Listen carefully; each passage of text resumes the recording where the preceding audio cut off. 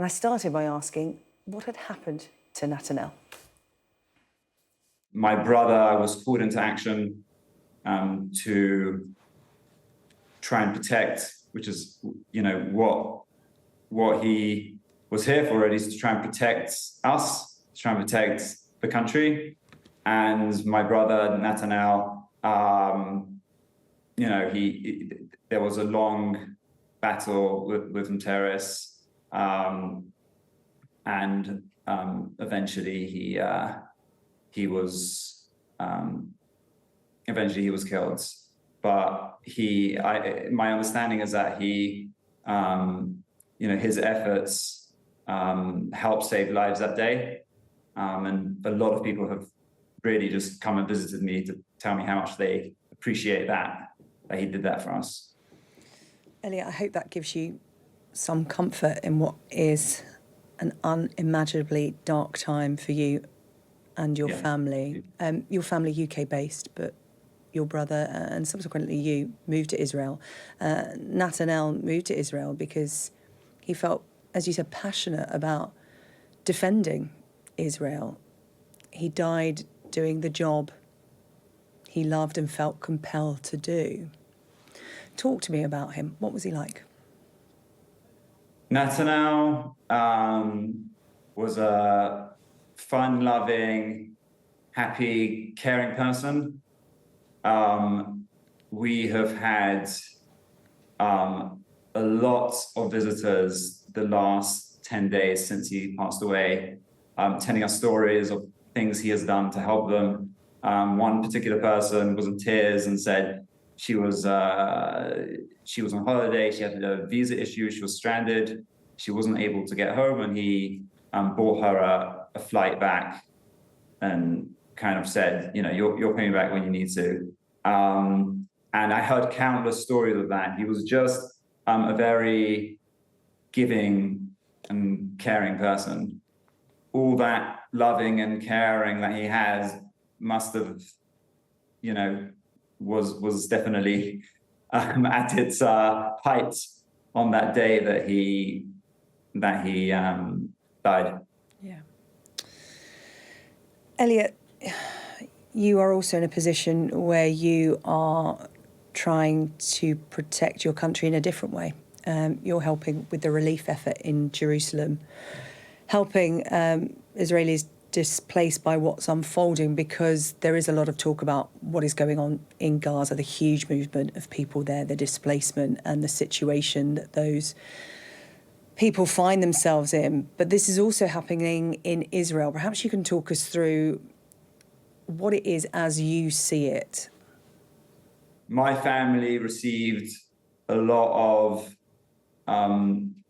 people bringing a lot of food. A lot of restaurants brought foods to us, just free of charge, just to show that they care and that they're with us. And we had too much. So we started passing that over to this property management company and saying, people probably need. And they started realizing that people are arriving in Jerusalem. They're so scared that the second they had to leave, they just left and they didn't bring much.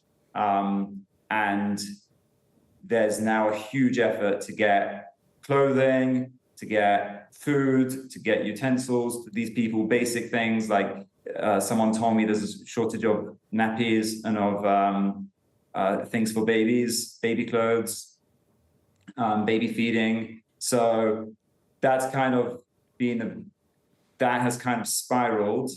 And now there are a lot of volunteers who are kind of putting together care packages and delivering care packages.